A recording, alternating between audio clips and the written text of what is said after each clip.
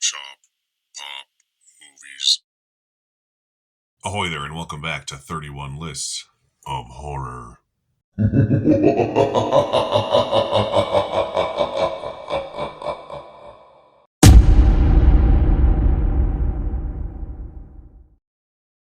Ahoy there, I'm Derek, the Convicted Cinephile, and if you're a Convicted Cinephile yourself, please like, share, and subscribe to the channel down below.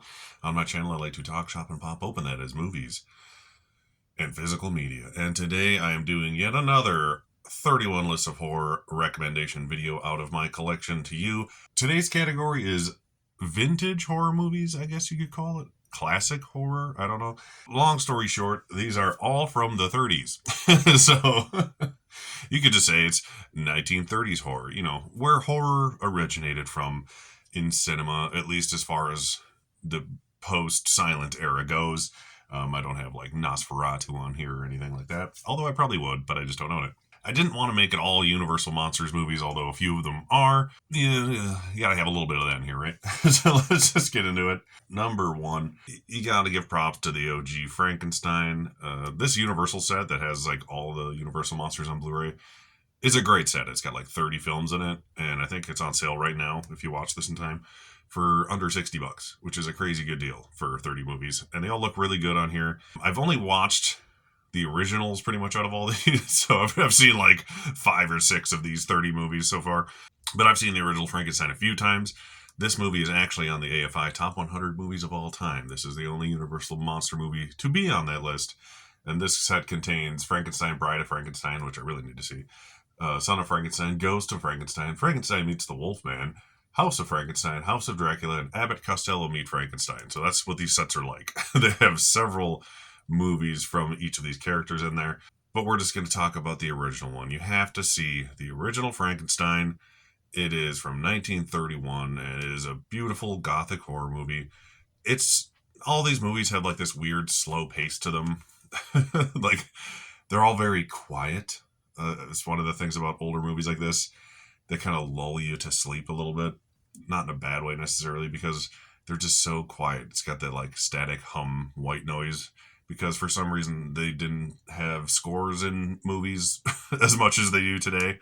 So it's one of the observations I've always made about these movies. It's like, wow, if this had like a score throughout the whole thing and not just moments here and there, it'd probably be, a little more engaging. But as a story and as a landmark film, Frankenstein is one you have to see. It's the law. And I can't wait to see Guillermo del Toro's new Frankenstein movie. I've heard nothing but at least good to great things about so far. Up next is, you gotta have Dracula if you're having Frankenstein. The old Bela Lugosi Dracula from 1931 as well. They came out the same year. These were the first 2 Universal horror movies, I believe. So this set has Dracula, Dracula's daughter, Son of Dracula, House of Frankenstein, which has Dracula in it, I guess. House of Dracula, that's more appropriate. And Abbott and Costello Meet Frankenstein. Wasn't that on this one? There's the same movie that's in both of these, because they both have Dracula and Frankenstein in them. You could buy these individually, too. That's why there's some overlap like that. But as a set, outstanding. Also, you could say the same thing about Dracula as you can Frankenstein. Beautiful gothic horror movie. The sets, the production design are amazing. Bela Lugosi is Dracula, essentially. Like, the image of him being Dracula is synonymous with Dracula as a character at this point. It's been almost 100 years, god damn. But, it's a classic story. It's not my favorite Dracula movie, but I'm honestly not a huge vampire guy in general. But it is a classic. You need to see it if you have not. The original 1931 Bela Lugosi Dracula. Just go buy that Universal Monster set and do some binging. Okay, this is the last Universal Monster, I promise. But this one's actually my favorite of the Universal Monster movies that I've seen. And a lot of people don't talk about this one in high ranks as Dracula and Frankenstein or even the Wolfman, which I mentioned in a different video, I believe. And that's going to be The Invisible Man, starring Claude Rains. This story is just a little more engaging than Frankenstein and Dracula to me, probably just because I haven't seen it in 100 different ways already. There are other Invisible Man movies. You got your Hollow Mans and you got your Memoirs of the Invisible Man, which I feel is underrated. I mentioned that in my John Carpenter video. But this set has The Invisible Man, Invisible Man Returns, Invisible Woman, Invisible Agent, which I've heard from a friend is fantastic. I just haven't gotten around to watching it. The Invisible Man's Revenge, and of course, Abbott and Costello meet the Invisible Man. This movie's worth watching solely for the special effects of the time. The invisible effects in this movie are still impressive. I watched this last year. Like I said, I kind of binged all these movies with my kid and my wife for their first time, at least. I've seen a couple of them here and there. This was my first time watching all of The Invisible Man, and holy crap, does it hold up. There's a couple of obnoxious characters in the beginning of the movie, I'll be honest. But as an overall story, I just find this to be the most interesting. And like I said, the visual effects are so good to this day that it really holds up, and it makes it a more entertaining film, I believe, than even the other two I've just mentioned. So get yourself a copy of The Invisible Man to watch, because it is my favorite of all the Universal monsters that I have seen. Also from 1933, Invisible Man was 1933, I think I forgot to mention that, is this classic icon of horror, action, adventure cinema. It kind of runs the gamut of genres, and that is the original, the classic, King Kong. This is a cool Digibook Blu-ray here. It's got the original poster artwork on there. Absolutely gorgeous. But yeah, it's the eighth wonder of the world, King Kong. Who hasn't seen some version of King Kong? I am actually a fan of the Peter Jackson King Kong. I really enjoy it. Yes, it's like 3 hours long, but I actually really like the movie. I always have since I saw it in theaters. I saw it a few times in theaters. But I worked there at the time, so I didn't have to pay for it. But this movie is fantastic. This is also in the AFI Top 100 Films, along with Frankenstein, FYI. So if you need another reason to get it, that's it right there.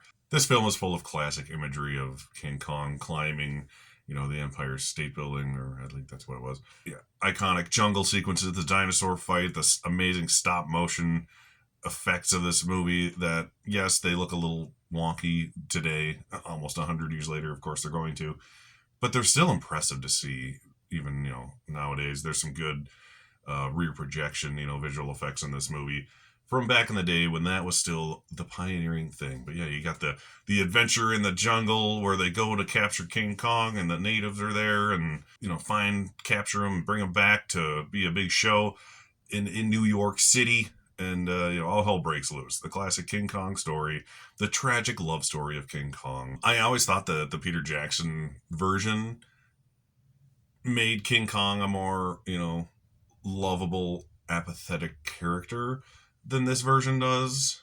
So I feel more emotion towards that movie, like, as a viewer, because it's kind of hard to do that with the effects of the day.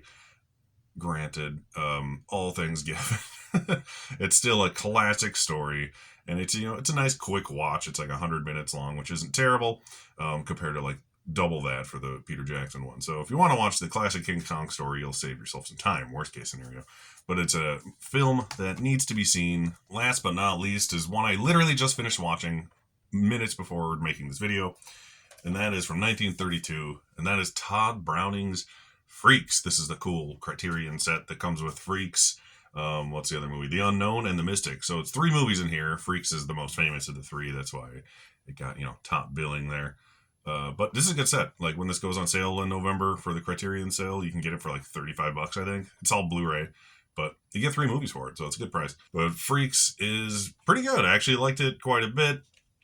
The gist of the story is there is this traveling circus with, yeah, you guessed it, freaks.